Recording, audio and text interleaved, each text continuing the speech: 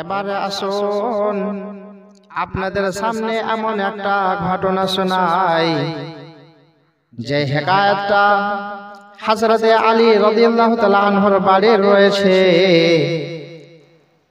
হযরতে আলী রাদিয়াল্লাহু তাআলা আনহুর জানো একটা বান্দী ছিল আর একটা গোলাম ছিল,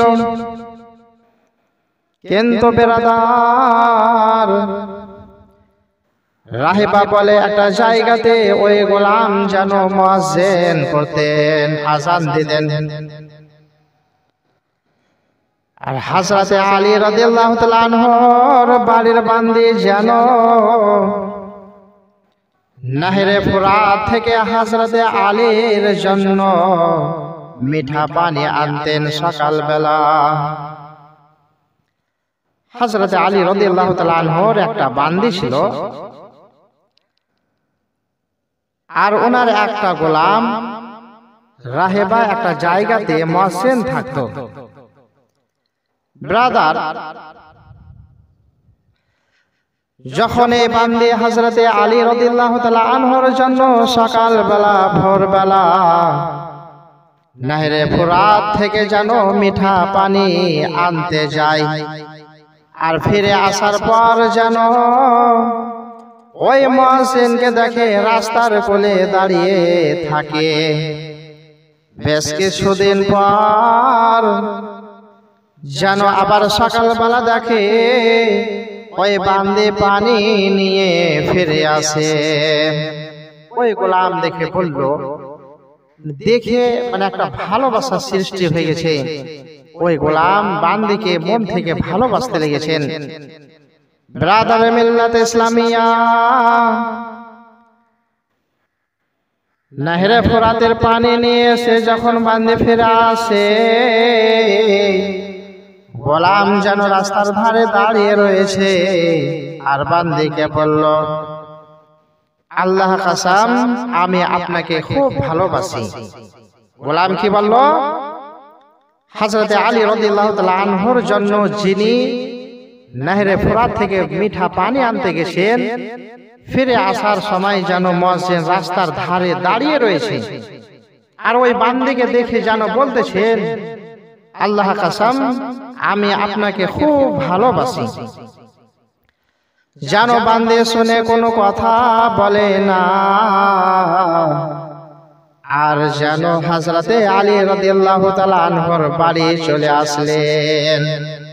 আবার যেন দ্বিতীয় দিন সকালবেলা নাহরে ফুরাত থেকে মিঠা পানি আনতে গিয়েছেন, আবার ওই বান্দী যেন ওই রাস্তা ধরে ফিরে আসেন। আবার ওই মুয়াজ্জিন যেন রাস্তার কোলে দাঁড়িয়ে রয়েছে আর ওই বান্দীকে দেখে যেন আবার বলতেছেন, আল্লাহ কসম আমি আপনাকে খুব ভালোবাসি। ওই বান্দী যেন কিছুই বলে না, চুপচাপ যেন আবার হযরতে আলী রাদিয়াল্লাহু তাআলা আনহুর বাড়ি চলে গেলেন। আবার যেন তৃতীয় দিন সকালবেলা নাহরে ফুরাত থেকে পানি আনতে গিয়েছেন, আর নাহরে ফুরাত থেকে যখন পানি নিয়ে ওই বান্দী ফিরে আসে, আবার যেন রাস্তার কোলে ওই মুয়াজ্জিন দাঁড়িয়ে রয়েছে। আবার ওই বান্দীকে দেখে বলে, আল্লাহ কসম আমি আপনাকে খুব ভালোবাসি। ব্রাদার মিল্লাত ইসলামিয়া, যখন বেশ কিছুদিন বললেন যে আল্লাহ কসম আমি আপনাকে খুব ভালোবাসি, ওই বান্দী যেন আর থাকতে পারলেন না। আবার চিন্তা করতেছেন, আজকে আমি হযরতে আলী রাদিয়াল্লাহু তাআলা আনহুকে আমার আকাকে বলে দেব যে রাহেবাতে এক মুয়াজ্জিন আছে, উনি আমাকে রোজ সকালবেলা আল্লাহ কসম আমি আপনাকে খুব ভালোবাসি এই কথাটা বলে। ব্রাদার মিল্লাত ইসলামিয়া, যখন ওই বান্দী নাহরে ফুরাত থেকে পানি নিয়ে হযরতে আলী রাদিয়াল্লাহু তাআলা আনহুর বাড়ি গেলেন, তখন যেন নিজের আকাকে হযরতে আলী রাদিয়াল্লাহু তাআলা আনহুকে বললেন, রাহেবাতে যে মুয়াজ্জিন থাকে আকা, উনি আমাকে বলে আল্লাহ কসম আমি আপনাকে খুব ভালোবাসি। তখন যেন হযরত আলী বলতেছেন, বান্দী যাও, যখন ওই মুয়াজ্জিন আবার তোমাকে বলবে আল্লাহ কাসাম আমি আপনাকে খুব ভালোবাসি, তো তুমি ওনার হাতটা ধরে নিয়ে এসে আমার কাছে নিয়ে আসবা। যখন বেরাদার নাহরে ফুরাত থেকে ওই বান্দি যেন মিঠা পানি নিয়ে ফিরে আসে,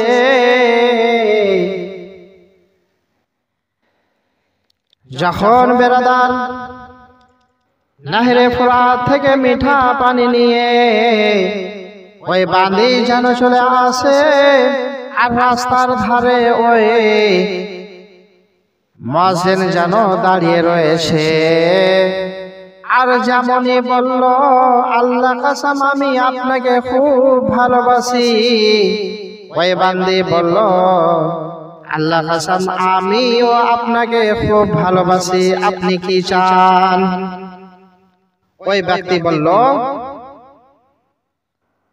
আমি সবর করব এই পর্যন্ত যেন আল্লাহ তাআলা আমাদের কোন একটা ফয়সালা করে দেয়। ওই বান্দি জানো ওই গোলামকে ইশারা করে বলল আমার আকার কাছে চলে এসো, তোমাকে ডেকেছে।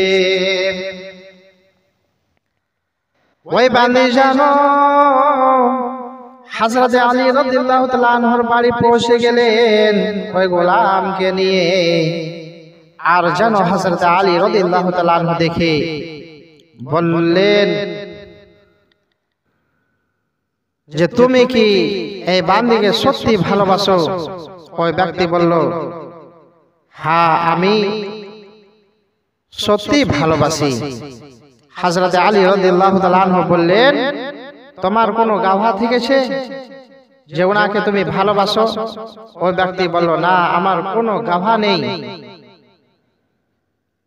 হযরত আলী রাদিয়াল্লাহু তাআলা আনহু যেন তিনবার কসম খেলে লোকেদের সামনে বলল তুমি কি সত্যি ওনাকে ভালোবাসো? ওই ব্যক্তি বলল আল্লাহ কসম আমি খুব ওনাকে ভালোবাসি।